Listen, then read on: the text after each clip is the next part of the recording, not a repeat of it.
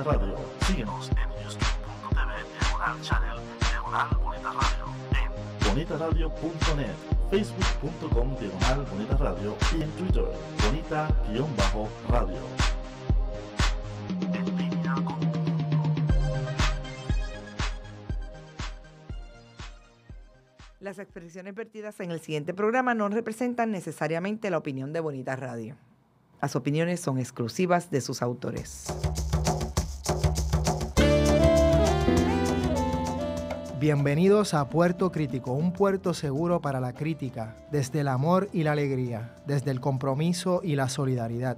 Un espacio de análisis y debate donde la ciudad y el pensamiento crítico son protagonistas.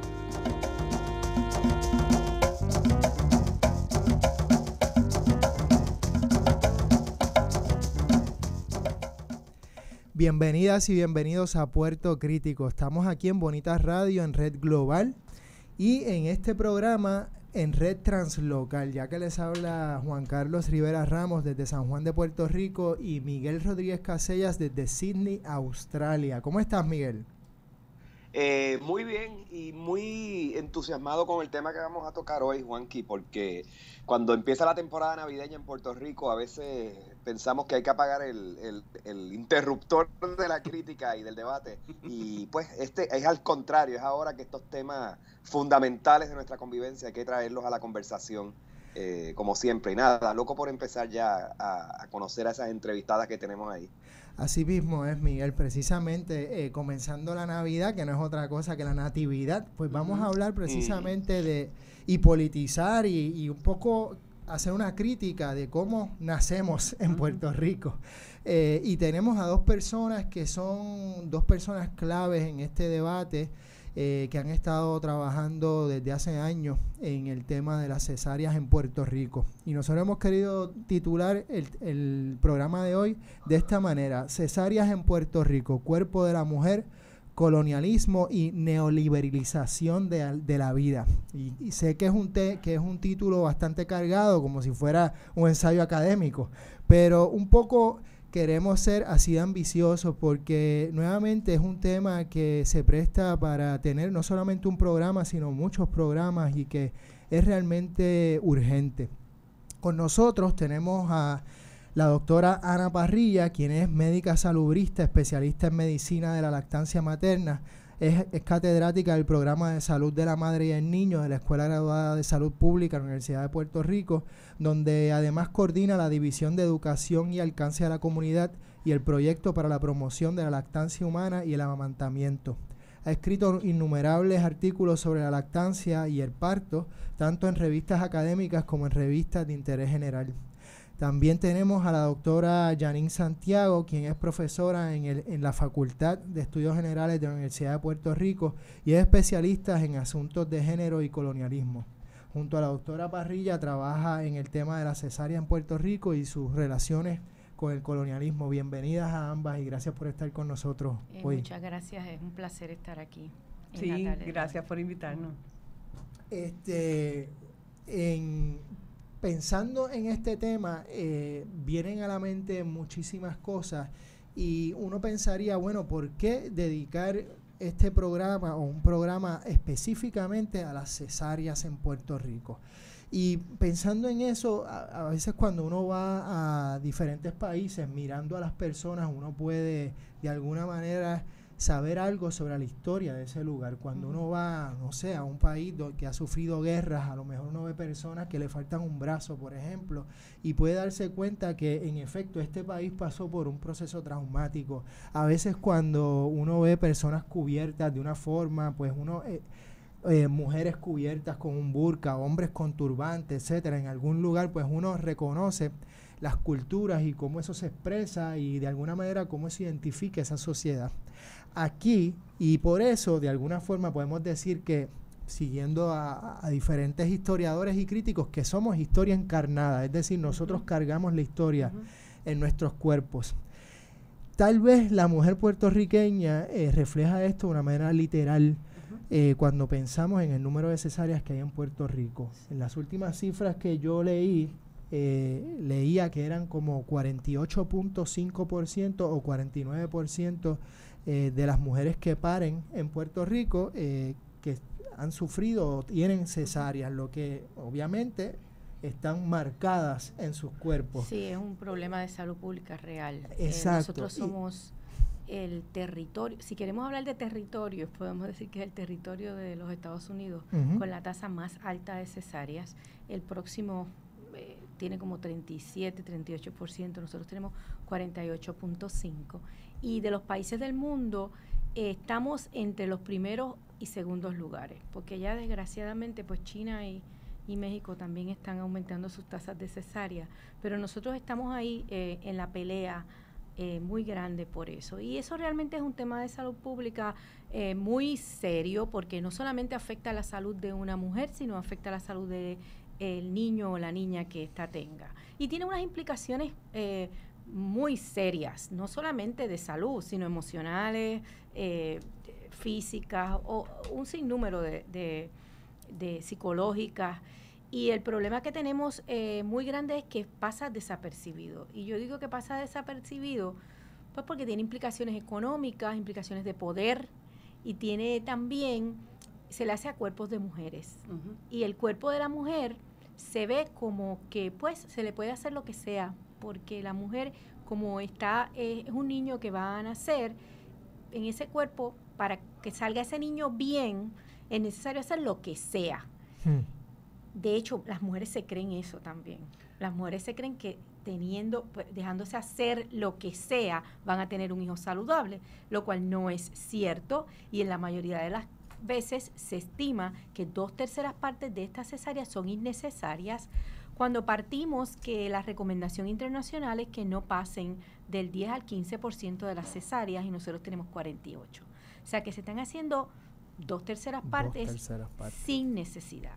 Y hay muchas razones para esto. Vuelvo y digo, hay razones económicas, médicas, políticas, de género. Y pasan la mayoría de las veces cuando tú discutes este problema, que es un problema que está ocurriendo en el mundo en general. El mundo en general está teniendo tasas de cesárea mucho más altas que lo que se acostumbraba. Pero países como Estados Unidos está escandalizado y tiene 33% de cesáreas. Y ya están buscando medidas agresivas, el Colegio Americano de Obstetras y Ginecólogos, para disminuir la tasa de cesárea. Pero aquí el discurso no se da. Aquí pasa desapercibido. Y es un problema de género. Tú estabas hablando sobre la importancia del cuerpo de la mujer, como la cartografía. El cuerpo de la mujer es ese espacio de cartografía donde no solamente tenemos nuestra historia, pero vivimos la historia de cómo nacen nuestros hijos. Y entonces, ¿qué sucede? Que la cesárea, muchas de las mujeres que han experimentado yo soy una de ellas, es una marca de por vida en nuestros cuerpos, pero no se ve como un acto de violencia, porque como habla la colega Ana Parrilla, uno hace como madre lo que sea para que su niño o su hija nazca saludable. Sin embargo, tenemos que retomarnos a que los discursos nacionales siempre ven a la población como un bien común, ¿verdad? Pero en este caso, desprovemos a la madre de tener poder decisional de cómo van a nacer sus hijos y sus hijas. Y queremos que estos niños y niñas nazcan en un espacio de armonía, de amor, fuera de violencia. Y la cesárea, muchas mujeres no es hasta más tarde que lo manifiestan en los grupos de apoyo que nosotros hemos estado estudiando, lo ven como un acto que las marca, ¿verdad?, de por vida, emocional y físicamente. Y muchas ni se dan cuenta realmente. Yo hice un estudio en el 2006 de grupos focales con mujeres que le han hecho una cesárea, para empezar a identificar qué sienten estas mujeres.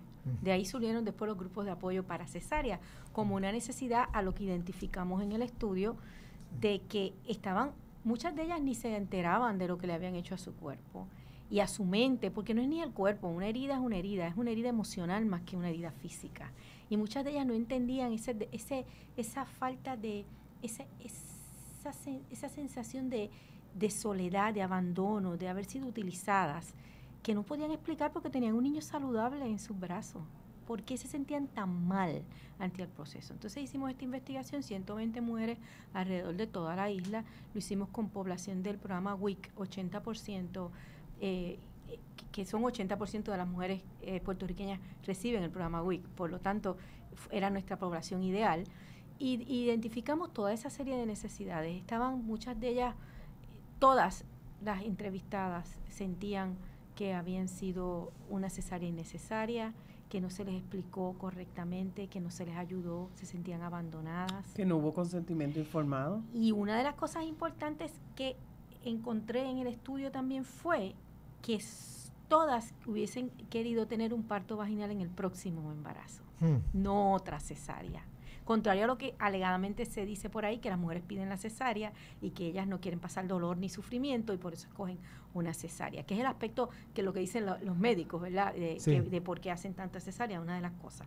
Así que en ese estudio fue bien interesante porque me planteó el otro lado del dolor emocional y psicológico que hay detrás de todo esto, y por eso fue que surgieron estos grupos de apoyo para ayudar a las mujeres que habían tenido una cesárea a sanar su herida emocional, y a las que no han tenido una cesárea, estrategias para evitar tener una cesárea. ¿Desde cuándo podríamos decir, mira, tal vez desde este periodo es que se comienza a disparar la cesárea y se convierte realmente en un problema ya a niveles... En Puerto Rico, sí, a partir de los años del 2000, coincide con la reforma de salud, y te voy a explicar por qué. Antes de la reforma, Puerto Rico tenía dos sistemas, el sistema público y el sistema privado. Siempre en el sistema privado la tasa de cesáreas fue el doble del público. Siempre fue así. Siempre. ¿Y por qué?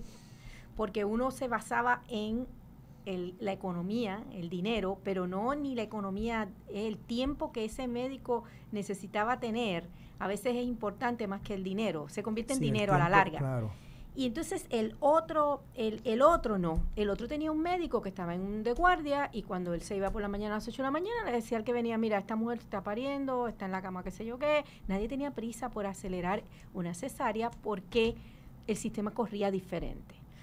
Cuando el doctor Vázquez Calzada, demógrafo en Puerto Rico, hace más de 20 años empezó sus estudios sobre la cesárea, él fue el primero que habló del problema de las cesáreas en Puerto Rico, y él profetizó que esto iba a llegar a niveles escandalosos una vez ocurriera la reforma de salud, porque convertiste todo el sistema en privatizado.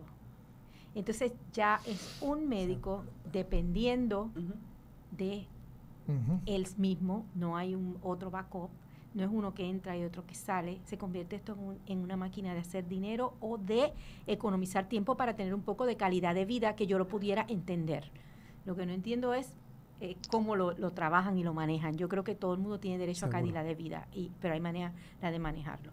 Así que a partir de eso cambia drásticamente. Y cuando tú ves la curva es una cosa exponencial, o sea, va para arriba a partir de la reforma, porque al privatizar eso hace que las mismas prácticas que teníamos en un sector se conviertan al otro. Ese es el primero. Y los mismos problemas. Entonces ya no deja de ser un problema de mujeres educadas, deja de ser un problema de todas las mujeres del país. Pero el parto también se ha desvinculado históricamente, desde el siglo XIX, el parto se ha desvinculado de lo que debe ser un acto femenino de la mujer, que ella tenga control. En el caso de Puerto Rico, históricamente, pues ya lo vemos, ¿verdad? Como algo contemporáneo, algo más contemporáneo.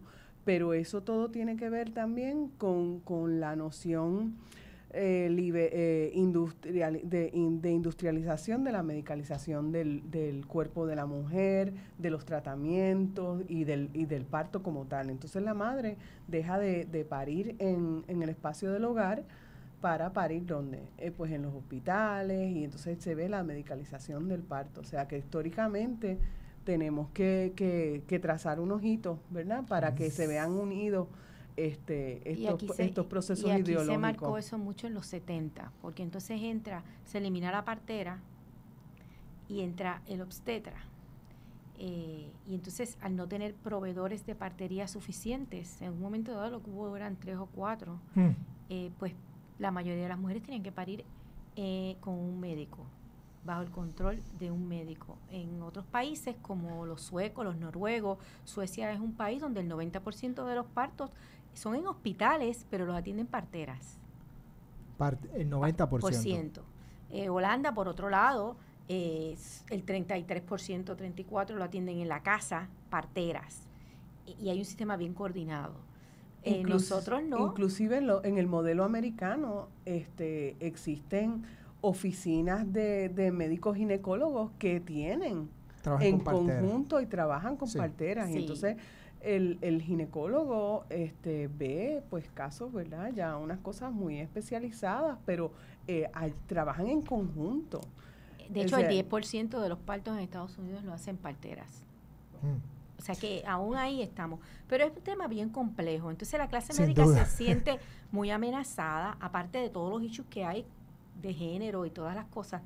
Los médicos se sienten muy amenazados y hacen unas alegaciones que a veces son ridículas. Y pues uno se convierte en este malvado dentro de la población, de la profesión de uno, ¿verdad? Porque lo está señalando. Seguro. Vamos a una pausa y regresamos en unos minutos a Puerto Crítico.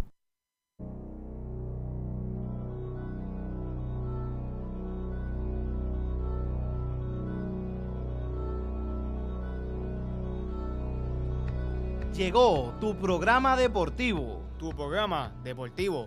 Donde escucharás lo que necesitas y deseas saber. El añadido. El añadido.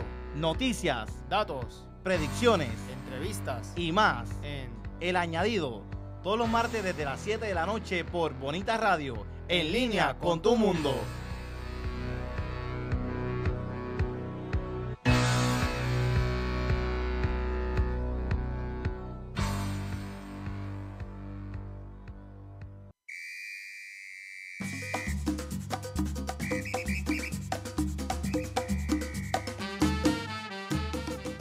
Saludos mis amigos, mi nombre es Oscar Villarini y es para invitarle a que estés conmigo todos los jueves a las 7 de la noche en Musicaliza por Bonita Radio, en línea con tu mundo.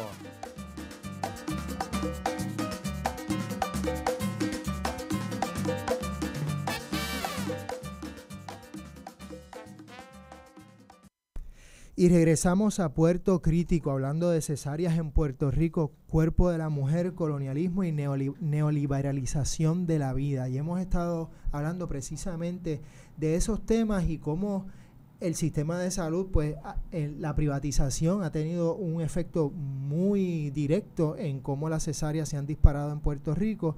Y hemos hablado ya de muchas cosas que invitan a seguir indagando. Miguel, ¿tienes algún comentario que quisieras traer?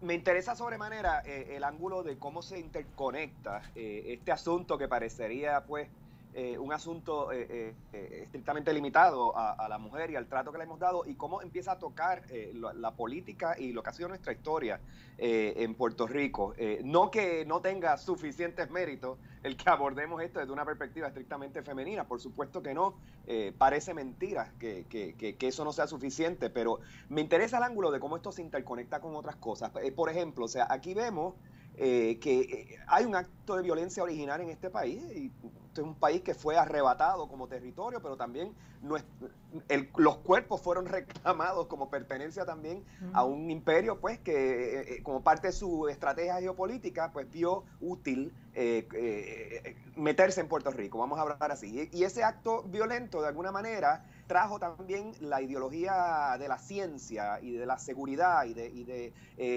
aceptar que la ciencia nos iba a dar de alguna manera un antídoto contra lo casual, lo que no podía ser controlado, y llega un momento que esa violencia ejercida desde la ciencia, desde la medicina, y en este caso contra el cuerpo, empieza a ser asumida como un discurso propio. Entonces veo yo ahora que la violencia contemporánea contra el cuerpo de la mujer, en cómo muchas de estas nociones se insertan desde la ciencia, desde la obsesión con la seguridad, desde la exageración de la situación de emergencia y demás para imponer unos protocolos y demás. Yo veo que esto es algo ya autoinfligido en Puerto Rico. O sea, que lo hemos convertido ya en una especie de menester de buenos ciudadanos que somos, obedientes y demás.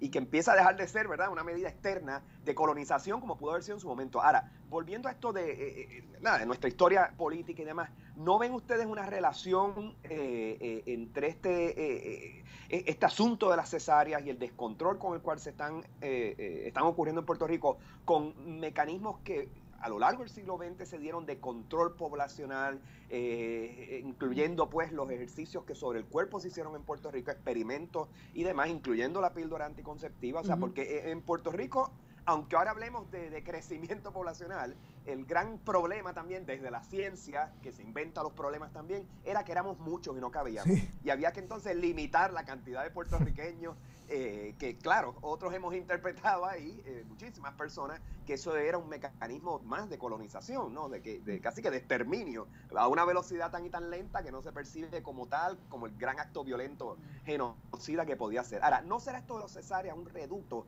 de esa mentalidad que ahora nosotros hemos convertido casi que en un mandato propio? Ya no viene de afuera, ya no son poderes imperiales, somos nosotros mismos creyéndonos, digamos, esta historia. Les pregunto. Bueno, Miguel, mira qué interesante, porque me haces esa mención y yo tuve un grupo de investigación subgraduada hace 2 años, en verano, que estaban trabajando el sujeto femenino, ¿verdad?, dentro como sujeto histórico que se utilizó para investigaciones médicas, ¿verdad? Y ellas trabajaron el documental de una de las colegas profesoras de la operación, ¿verdad?, sobre el control de la natalidad y las visiones históricas de los diferentes médicos que participaron en ese proyecto y el desconocimiento de las mujeres.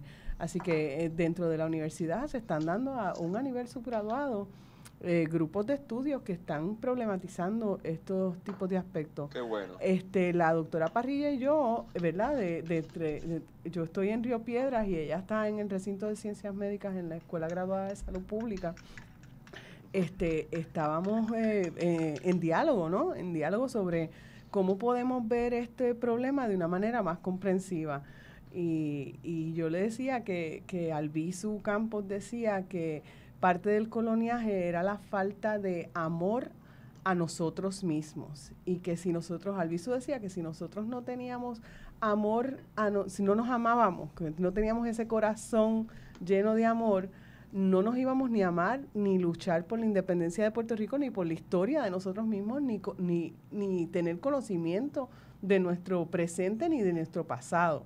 Y mira qué interesante que es dentro de este proceso histórico que nos vamos desvinculando de nosotros mismos, y en el caso de las madres puertorriqueñas, ellas se van desvinculando de su proceso de ellas como madres, porque entonces piensan que ese otro, ¿verdad?, que es el médico, que ese otro es el que tiene la verdad. Entonces todo esto opera no en un vacío, sino que son unas ideologías políticas que trasvasan el ambiente político y trastocan el discurso salubrista. Pero una de las cosas bien importantes...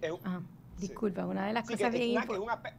Perdón. No, sí que es sí. que quería decir que hay un aspecto de supremacismo científico aquí que hemos asumido como propio. Y entonces añádele también la imposición del derecho como un ente regulador, y tenemos ahí 2 grandes instrumentos, la medicina y el derecho, prácticamente desvinculándonos a nosotros de nuestro cuerpo, o sea, y de nuestra sociedad, de nuestro país, de nuestro planeta. O sea, yo creo que se le ha entregado demasiada fe a ese discurso científico, pero nada, me interesa escucharla, sí. Pues una de las cosas que es importante sobre el control de la natalidad y las cesáreas es que también Vázquez Valcalzada dijo hace mucho tiempo que si seguían las tasas de cesáreas subiendo iba a reducir la natalidad, porque una mujer cuando tiene una cesárea, la probabilidad de que tenga dos o 3 hijos es lo máximo que tienen. Pero yo encontré en mi estudio, interesantemente, en el 2005, que muchas de las mujeres no querían volver a tener un hijo. Es como una autoesterilización. Porque el proceso fue tan traumático que ellas no querían tener otro hijo. Y para datos interesantes, en el 2000 nacían en Puerto Rico 59,000 nacimientos aproximadamente, y en el 2013 36,000. O O sea, que sí ha reducido. Es verdad que hay otros factores como que si la gente se va del país, hay otros factores, pero no hay duda de que la cesárea, el 50% de nuestras mujeres tienen una cesárea de edad reproductiva. Quiere decir que eso impacta definitivamente la natalidad y controla a la población. ¿Cuál es el máximo de cesárea que saludablemente uno podría tener? Digo, hablan que 3 es lo más seguro, porque cada vez que una mujer tiene una cesárea aumentan un montón de riesgos. Esto es una cirugía completa, Es una cirugía completa, aumentan riesgos médicos como placenta creta, que es que la placenta se pega en la pared y no sale, y entonces la única manera es sacarle el útero a la mujer para salvarla, y eso aumenta vertiginosamente después de cada cesárea. Esto tiene unas implicaciones biológicas para ambos, mamá y bebé.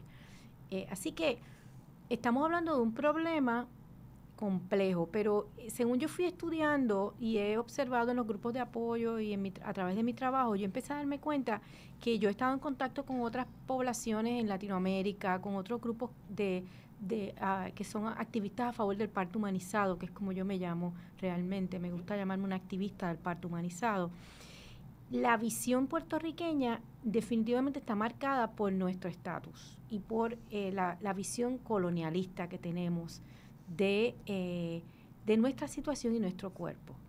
Muchos puertorriqueños sentimos que no hay salida, que la toma de decisiones sobre cosas importantes no nos toca a nosotros, transferimos esa toma y ese poder a otro, y en este lugar se le da al médico. En este país el consentimiento informado, que es la mujer recibiendo toda la información para ella tomar la decisión informada, no se da porque se asume una actitud paternalista de parte de los proveedores. Y el consentimiento no se da toda la verdad, hay coerción, se dirige hacia la toma. Y mucha mujer dice, pues mira, el médico sabe lo que va a hacer, porque eso realmente es una relación fiduciaria, la que tiene una mujer con su proveedor, médica o médico, en la que uno piensa que las recomendaciones que ese proveedor te da son las mejores para ti, que no siempre es la realidad por todas las cosas que envuelven esta problemática. Y entonces esa relación fiduciaria hace que mucha mujer diga, pues usted sabe lo mejor, qué es lo que usted me recomienda y yo hago lo que usted diga. Y eso es entregar todo un poder completo. Y aquí se ve más dramático que en otros lugares donde no tenemos el problema de colonialismo, además del colonialismo, como dijo la doctora Santiago, de los cuerpos, que es otra, la colonización de los cuerpos, que es aparte. Pero nosotros tenemos colonialismo político y colonialismo psicológico y colonialismo de todo tipo. O sea. No, definitivamente. Y un poco hablando, sobre esto, me vienen a la mente varias cosas escuchándolas. Y es los debates dentro de los feminismos. Sin duda alguna, en los procesos, en las diferentes olas de feminismo, se ha visto la maternidad, sobre todo tal vez en los 60 y 70, al principio o dentro de unas tendencias como tal vez un escollo o tal vez como algo que había que superar, precisamente porque se definía a la mujer como madre y no como un agente político, como ciudadana. Como un sujeto social. Como un sujeto social, exacto. Y pues sin duda alguna hay todas unas luchas por el derecho, pues la misma píldora ayudó mucho a esto, la pastilla anticonceptiva, las luchas por el aborto. La píldora se vio como un agente de liberación para la mujer, de tener control de su salud reproductiva. O sea, tú estás hablando de los feminismos y pues tenemos que hay muchos feminismos, pero básicamente en Puerto Rico ha habido gran influencia de lo que llamamos el feminismo radical, o por la vertiente europea o por la vertiente norteamericana. ¿Y qué sucede? Que en ese caso la maternidad se ve como un acto opresivo, porque la maternidad no era un acto donde la mujer tuviera lo que se llama agency, el poder de decidir cómo ser madre, y el Estado le imponía el ser madre. Pero también tenemos otros discursos, el feminismo de la diferencia, que va a cuestionar esa noción de que nosotros vamos a lograr tener igualdad la sociedad, ¿verdad? Porque tenemos esta ilusión de que todos somos iguales y vamos a tener liberación y que el trabajo nos va a liberar. Pues el feminismo de la diferencia va a cuestionar esa ideología y vamos a decir, tenemos que asumir que la manera en que la doctora Parrilla va a ser madre va a ser bien diferente a la mía, porque tenemos diferencia de nacionalidad, de clase social, de raza, de educación, de religión, de ideología política, y todo eso no se puede ver aislado, sino que tiene que verse en conjunto de cómo va operando. Sin embargo, vemos que en Latinoamérica, que estábamos hablando anteriormente, las madres de la Plaza de Mayo les reclamaron al Estado y le dijeron, tú nos dijiste que nosotras somos las dadoras de vida, nosotras somos quien contribuimos a la sociedad con nuestros hijos e hijas, tú los desapareciste, ahora tú vas a tener que darme cuenta de cómo los desapareciste. Entonces ellas radicalizaron la maternidad, y entonces tenemos la imagen de las madres zapatistas también en México, que han radicalizado la maternidad, y tenemos tenemos movimientos feministas en Latinoamérica que están diciendo, el feminismo no se puede olvidar de que hay mujeres que entendemos que la maternidad es parte de nuestra elección, o sea, que no es esta imposición del Estado, sino que ellas como mujeres ven viabilidad en la maternidad, así que tenemos que decidir, tenemos que encontrar medidas humanizantes de cómo ser madre, aún dentro de las discrepancias de clase social y de clase social y de etnia, ¿verdad? Que eso ya son, seguro, como dicen por aquí, otros $20, otros 20 pesos. Miguel. Sí, es que no deja de fascinarme, o sea, la relación entre la tendencia a sobrepatologizar el cuerpo y las condiciones, y pues el negocio que surge de esa exageración, digamos, cuando entonces el parto deja de ser una extensión natural del funcionamiento del cuerpo, sabiendo que hay complicaciones, que puede haber situaciones de riesgo y que hay unos deberes y demás, pero pues mientras más se complica la cosa, más se factura también sobre ese cuerpo. Y eso lo mencionaron ustedes ahorita, quisiera que abundaran un poco más, cómo esta situación es un negocio a fin de cuentas. Vamos a una pausa y para contestar esa pregunta regresamos en unos minutos a Puerto Crítico. Ecos e Iconos es un espacio de amenas entrevistas. Hacemos un retrato radiofónico a los exponentes del teatro, la danza, el cine, la radio, la televisión, el performance e internet. Conversamos y a la vez documentamos de dónde surge una idea, su desarrollo, trascendencia y relevancia. Escuche a los Ecos e Iconos de la Cultura todos los sábados a las 2 de la tarde por bonitaradio.net. De Letras es un espacio protagonizado por la palabra escrita. Aquí disfrutarás de entrevistas a personas para quienes la palabra es el oficio. Gente que escribe desde sus pasiones, obsesiones, ideas, sueños, realidades y amores. De Letras, todos los jueves a las 6 de la tarde por Bonita Radio, en línea con tu mundo. Soy el licenciado José Ariel Nazario y les invito todos los miércoles a las 10 de la mañana a escuchar el análisis legislativo único, política, sociedad, economía y temas de actualidad de nuestra realidad puertorriqueña. Recuerde, la previa, todos los miércoles a las 10 de la mañana por Bonita Radio, en línea con tu mundo. Y regresamos a Puerto Crítico hablando sobre cesáreas en Puerto Rico, cuerpo de la mujer, colonialismo y neoliberalización de la vida, con la doctora Ana Parrilla y la doctora Janine Santiago. Y hay una pregunta que Miguel hizo que está en el aire y cómo quieren... Bueno, hay un issue económico, no hay duda de eso. En Puerto Rico no es tanto lo que yo creo que es un issue de que no se le paga suficiente al proveedor, más que otra cosa. Lo que vale una mujer en Puerto Rico y un bebé por un parto vaginal o una cesárea, los planes médicos están pagando de $500 a $1,000, nada más.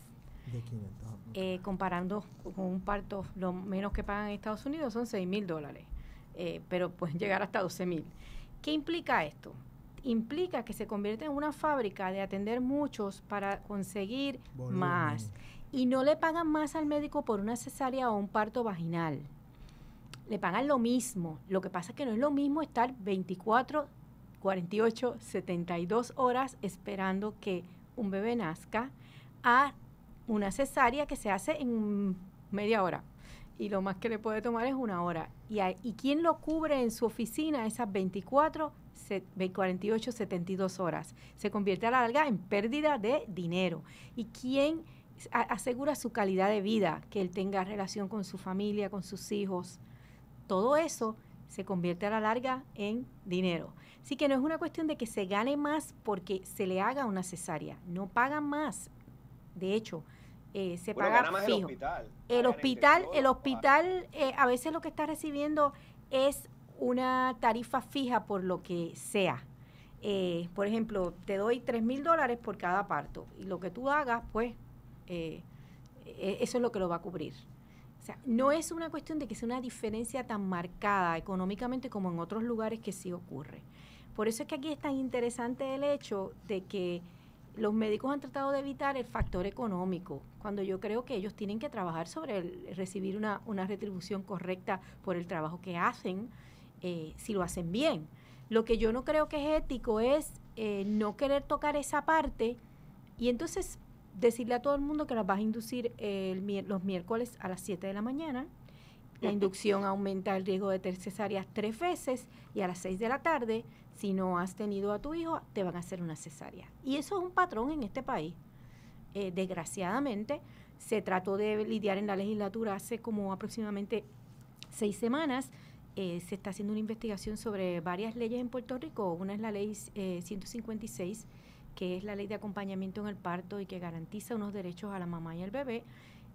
Yo fui a vistas públicas, el Colegio de Médicos se citó 3 veces, a la tercera vez fue su presidente a despotricar, porque esa es la palabra, sobre todos los locos que apoyamos a las parteras, a esas mujeres sin educación que arriesgan la vida de los niños y las mamás, para no decirle las otras barbaridades que dijo. O sea, se convierte esto, en vez de una cuestión meramente de dinero, de una lucha de poder, del control que tiene ideológica. Es un control sobre un sistema de salud que la clase médica no quiere ceder. Nosotros no tenemos proveedores alternos. Por ejemplo, en Estados Unidos hay enfermeras parteras profesionales certificadas, hay enfermeras de práctica avanzada, lo que se conoce en inglés como nurse practitioner. En Puerto Rico solamente está el médico. Las otras profesiones no han logrado legislación para que se les permita ejercer en el país. Hay una legislación pendiente en la legislatura para permitir a las parteras legalizar la partería en Puerto Rico, porque en estos momentos algunos dicen que es alegal, pero o sea, es subterráneo, básicamente, ahora mismo. No existe nada legal. Tú estás o ilegal o legal. O sea, y no hay, pero los médicos no quieren tampoco, porque pierden el control de los $500 tristes.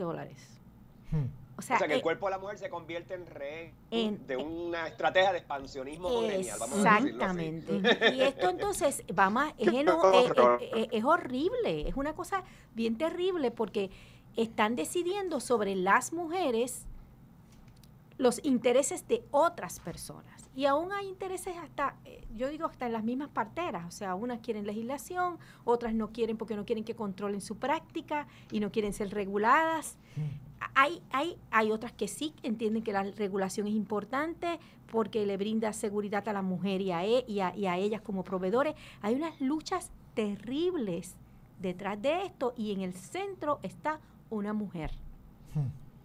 Pero aquí vemos también que, por ejemplo, generalmente se piensa que el tener poder adquisitivo, la economía va a superar, ¿verdad?, la igualdad que va a poder. Y entonces, ¿qué pasa? Que estamos teniendo un grupo muy grande de mujeres que están siendo marginalizadas porque no tienen opciones de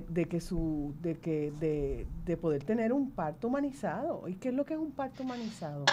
Que muchas veces las personas se preguntan, pues un parto humanizado es, ¿verdad?, que yo tenga un acuerdo de cómo voy a parir, y si fuese que yo tuviese que tener una cesárea, que yo tuviese consentimiento informado, que no fuese que a mí me aterrorizan y que yo no tengo, o sea, que se tienen que negociar esos aspectos de cómo se da el nacimiento. Y si yo tengo una pareja, que esa pareja esté conmigo, que yo no esté en un cuarto frío sola, que me estén chequeando una enfermera o enfermero y yo esté sola y esté privada de tener una pareja a mi lado, o quien yo decida que sea.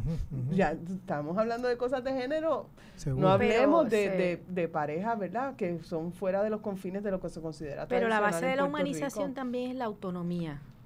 Y no puede haber humanización del parto si no hay autonomía. Si la mujer no tiene el poder de decidir que ocurra lo que ella quiera, eso es la base de la humanización del parto. Que el parto, ella es la dueña de su parto y que ella decide qué es lo que se hace ahí y se respeta esa autonomía. Y eso es lo más importante. ¿Cuándo la cesárea es necesaria? Pues la cesárea es necesaria cuando es la vida de la madre y el bebé corre en peligro. Y eso solamente es se estima de 1000 en que liberalmente 15%. Hay series de parteras que hablan de hasta un 5%. Puede variar de 5 a 15%, siendo más laxo. Yo me tiro por un 10%. En que realmente es importante hacer una cesárea, pues porque hay que sacar ese bebé, peligra porque está adentro, la mamá tiene situaciones de salud que hay que sacar al bebé también, se presentan complicaciones que hay que hacer una cesárea para salvar la vida de mamá o de bebé. O no solo la vida, la calidad de ese niño, o sea, cómo ese niño va a nacer. Eso no es la mayoría de las veces. Lo que pasa es que como todo en nuestro país, y va también con el paternalismo, el miedo, tenemos miedo. Y tenemos miedo a tomar decisiones sobre nosotros mismos. Y que esas decisiones que tomamos tengan repercusiones después que nosotros no queramos afrontar. Pues eso lo decidí, me informé y decidí que eso iba a ser. Pues no me salió bien. Pero ahí es que viene también la parte de esa toma de decisiones, que entregamos eso completamente, y ahí es cuando eso viene ligado a nuestro sistema, a nuestro estado de colonia, el colonialismo que nos ha permeado por 500 años. Nosotros no hemos tomado decisiones sobre nuestra situación como país, y eso se ve a nivel en el micro, en las decisiones de nosotros mismos.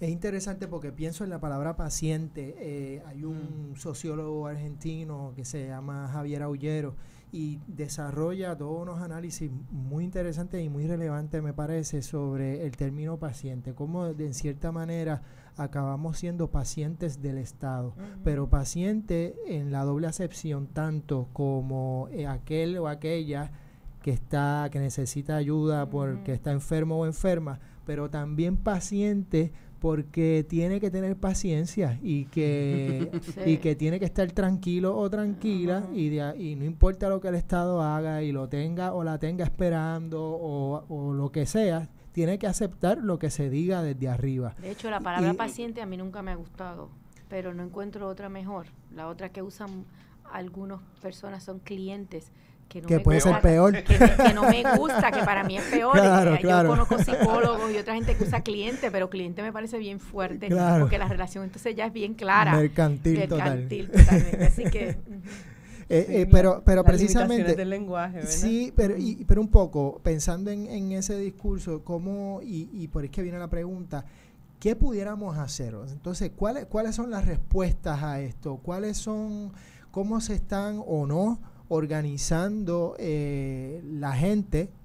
No quiero decir las mujeres nada más, porque si bien estamos hablando de mujeres, esto no es un asunto solo de mujeres, esto es de todo el mundo. Pero hay y diferentes al fin y al cabo, formas de ser madre, y muchas madres tienen diferentes parejas o diferentes compañeras o compañeros o amigos o amigas que las ayudan en ese proceso de ser madre, y también esas personas que están a su lado son impactadas por este modelo no solamente médico, sino deshumanizante, porque cuando tú hablas de paciente también se ve la maternidad como una enfermedad, lo cual definitivo. No necesariamente, cuando tú estabas hablando de eso, yo dije, definitivo. No solamente, entonces ¿qué pasa? La mujer también internaliza una vez Seguro.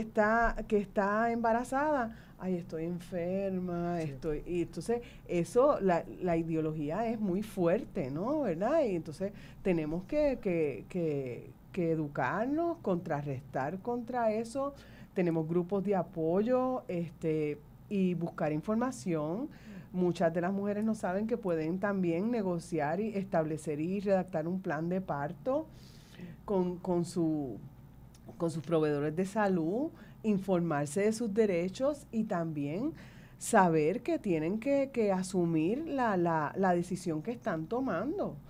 Porque muchas veces es más fácil decir, mira, el médico me forzó a hacer esto, o eso fue el médico, o no, somos partícipes también de esta dinámica. Ya hay un grupo grande de personas que están reclamando no solamente cambios con relación al parto, mira que se están tratando de trabajar embarazo, parto y lactancia, que nosotros lo vemos como algo que está unido, ¿no? Porque de acuerdo a cómo tú tengas una experiencia de parto, también eso va a influenciar el si tú vas a querer tener una experiencia de lactancia o no. Y eso va también a trabajar si vas a tener una relación de apego o no.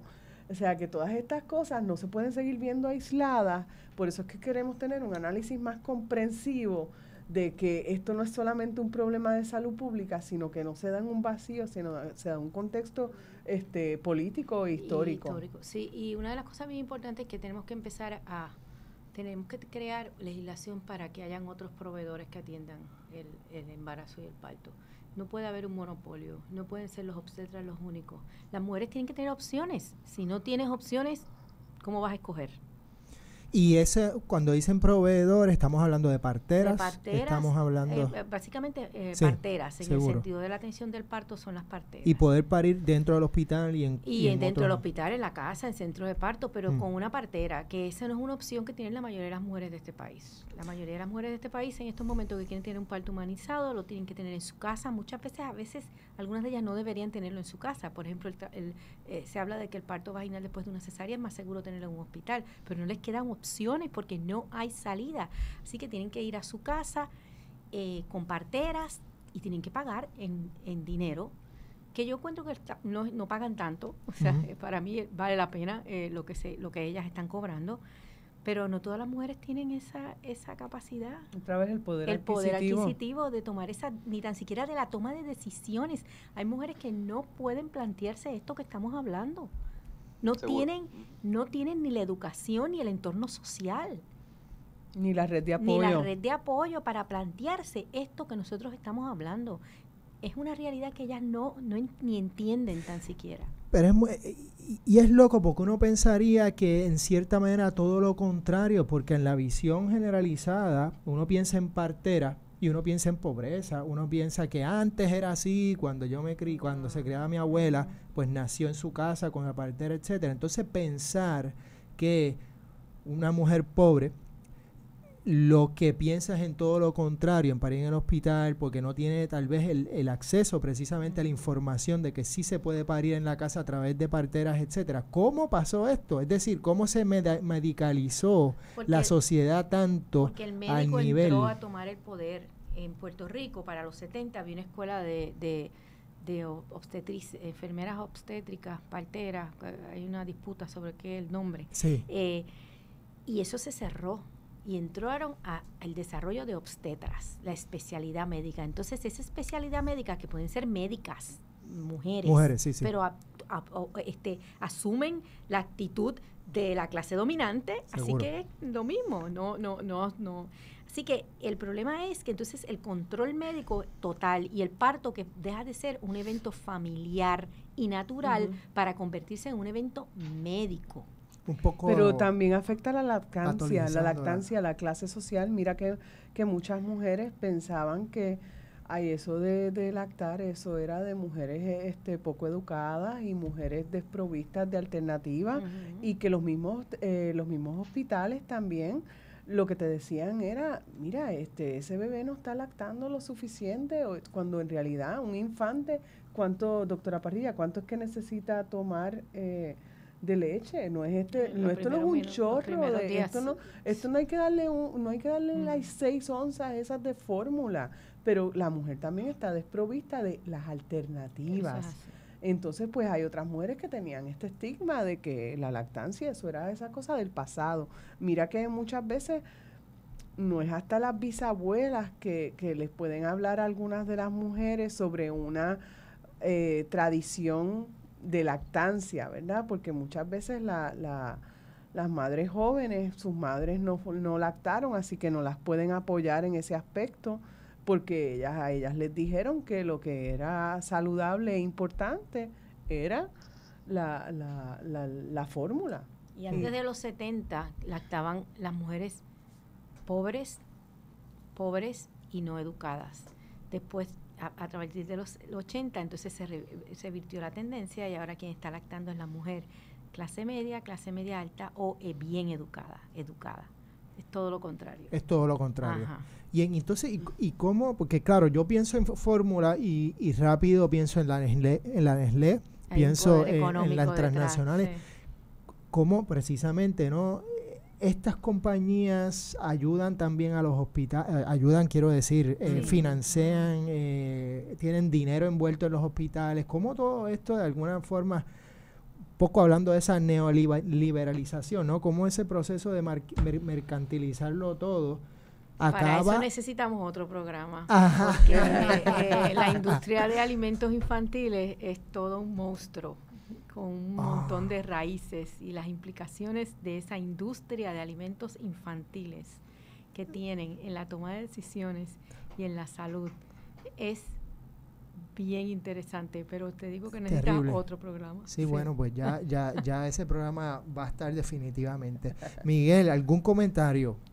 Sí, bueno, es que yo lo que veo aquí es que esto es el síntoma de un problema mayor, o sea, de que el cuerpo no nos pertenece. Y veo una complicidad del discurso de la ciencia en esa operación de instrumentalizar el cuerpo y la vida para unos fines que son ajenos a la propia experiencia humana. Eso es lo que más escandaloso me parece. Y ahí es donde el asunto adquiere un matiz político pues impostergable, que requiere que tomemos acción definitivamente.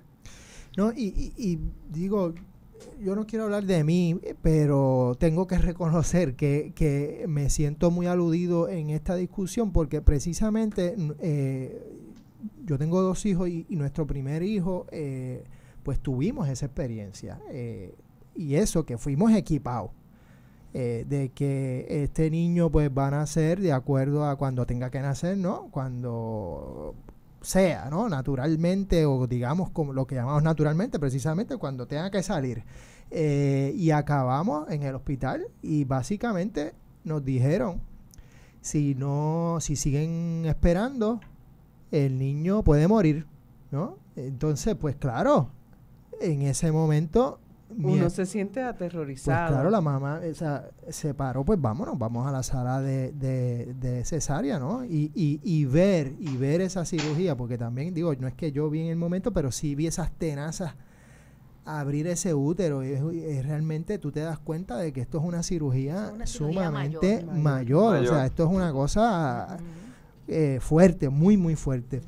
Que es muy buena cuando se necesita. Claro, porque está, salva vida. Claro está. Tampoco es que mucha gente hay que demonizar todas las cesáreas. Claro. Hay unas cesáreas que son necesarias, y qué bueno que hay cesáreas, que es bueno que hay quien las hace. El problema es convertir un acto que no debe hacer la norma en algo, normalizarlo. Ahí es que hemos afectado todo el proceso, normalizando procedimientos que no se deben normalizar. Y hay otras cosas en el parto también que se han normalizado: la episiotomía, el uso de líquidos intravenosos, estar sola a las mujeres, conectar un monitor electrónico todo el tiempo a la mujer, no dejarla ambular, no dejarla comer. Por esas cosas, y cada una tiene su historia, esas son las cosas que han dañado el parto y lo han deshumanizado. Y ahí hablamos sobre el sentido de agencia y poder de opciones que tienen esas familias para poder elegir cómo van a nacer esos niños y niñas. Y entonces, se ven desprovistos. No hay ahora mismo para muchas mujeres en este país ninguna opción. Bueno, es triste. Y yo no quiero terminar así al revés. Lo que quisiera es, digo, si es así, es así. Ustedes lo están diciendo. Sin embargo, existen grupos de apoyo, existen luchas de leyes que se quieren implantar. ¿Nos pueden hablar un poco de eso para cerrar el programa? Lo que pasa es que los grupos de apoyo ayudan a las mujeres a sanar su herida emocional y las pueden apoderar, a cambiar. Pero si ellos no tienen proveedores que las ayuden a lo que ellos quieren hacer, por más apoderada que estés, vas a acabar en tu casa pariendo sola. ¿Tú entiendes? Que hay una realidad, un entorno que es social, que no está cambiando a la misma vez que las mujeres se están apoderando. Entiendo. Por eso es tan importante la movilización de las mujeres también, porque ellas son las que tienen que empezar a decir, mira, tienen que hacer algo. Yo no quiero yo quiero opciones que no las tenemos ahora. ¿Y hay grupos existentes? Tenemos varios grupos. Está el grupo de Innecesaria que hizo su campaña de Innecesaria, que ha sido criticado enormemente porque es un ataque directo a la medicalización del proceso, y está en la página de ellos, innecesaria.com, y está el video, y nosotros colaboramos. Fue un estudiante de nosotros, fue su trabajo de maestría. Un documental. Un documental. Es una canción, y de ahí salió todo un proyecto. Okay. Hay un grupo que el mismo estudiante Javier Morales tiene en Toa Baja, Separe. Hay están ocurriendo pequeñas cosas, pero no tenemos una movilización de ni el Estado, de las feministas en el bote para entender que esto hay que lucharlo como otros derechos. Un debate importante. Y de la clase médica ni te digo. No, aquí ni se te ocurra que quieren trabajar con el asunto, porque atenta contra ellos. Pues a veces no te puedo decir que a veces hay mujeres que no tienen alternativa. Yo no te puedo decir, como tú me vas a decir, una mujer que está en reforma, que no tiene otra manera, va a conseguir un proveedor que logre hacer lo que ella quiera. Es una realidad. De hecho, yo en mis grupos de apoyo, a veces yo misma digo, yo estoy diciéndole a estas mujeres que hagan esto, y cuando salgan, ¿cómo lo van a hacer? O sea, yo misma, porque yo sé que es fuerte, hay mujeres que lo logran, pero la gran mayoría no va a poder, primero porque no tiene las herramientas que necesita para esa movilización. Por eso esto no puede ser un cambio individual como están tratando de vender la idea. Esto no puede ser cada mujer apoderándose, porque el apoderamiento no viene de que yo me quiero apoderar y me voy a apoderar. El apoderamiento no viene aislado. No, el apoderamiento de manera colectiva. Viene colectivo. Sí, son redes. Exactamente. Y por eso es que tenemos que trabajar para lograr esto. Es arduo, lo que falta es complejo, porque estamos en la tarde de hoy nada más que hemos tocado por encima. O sea, hay muchas cosas, muchas ramificaciones, que es una de las cosas que la doctora Santiago y yo queremos estudiar desde la perspectiva más científica, entender todo el panorama para ver cómo se pueden dar la complejidad de cómo es que en Puerto Rico se da este grado tan alto de cesárea, porque no puede ser que sea que los niños la mayoría de los niños puertorriqueños quieran nacer por cesárea. Y cómo esa toma de decisiones de la mujer puertorriqueña sobre su cuerpo y su reproducción está impactada por el coloniaje. Definitivo. La historia y los procesos políticos, ¿verdad? Que impactan en cómo ella se ve a ella misma dentro de ese proceso de embarazo y parto. Mucho se habla... perdona, Miguel. Quería decir que es interesante porque escuchándolas a ustedes es la ciencia autointerrogándose y entrando también en conversación con otros campos del conocimiento. O sea que, nada, las felicito. Hace falta más este tipo de trabajo en Puerto Rico, definitivamente. Definitivamente, y mucho se ha hablado sobre soberanía en todos estos años, y hay que pensar y radicalizar ese término. Muchas veces se ha aguado tanto esa noción que ya uno no quiere ni hablar de soberanía, pero habría que empezar sobre la soberanía primera, que es la soberanía del cuerpo, y cómo eso habría que radicalizarlo para entonces hablar de las soberanías en plural, ¿no? Desde la soberanía del cuerpo a la soberanía alimentaria y por ahí para abajo. Ese proceso de descolonización comienza precisamente en el comienzo de la vida, y cómo no radicalizar precisamente el parto en el sentido de que es un acto solidario, colectivo, comunitario, y que nuevamente debe ser un portaestandarte de la lucha feminista también. Y yo creo que hay que abrir estos procesos para nuevamente transformarnos hacia un Puerto Rico, pues obviamente más solidario y justo. Muchas gracias por estar con nosotros. Esperemos tenerlas nuevamente para seguir profundizando sobre este tema y sobre el tema de la lactancia, que es parte precisamente de la maternidad. Gracias, Miguel. Un abrazo allá a Sydney, Australia. A ti en Sydney, Australia. Y gracias, Marcel, por estar con nosotros. Como en los siempre. Controles. Gracias. Gracias por la oportunidad. Hasta la semana que viene. Somos Bonita Radio. Síguenos en news.tv/channel Bonita Radio, en bonitaradio.net, facebook.com/Bonita Radio y en Twitter, Bonita-Radio.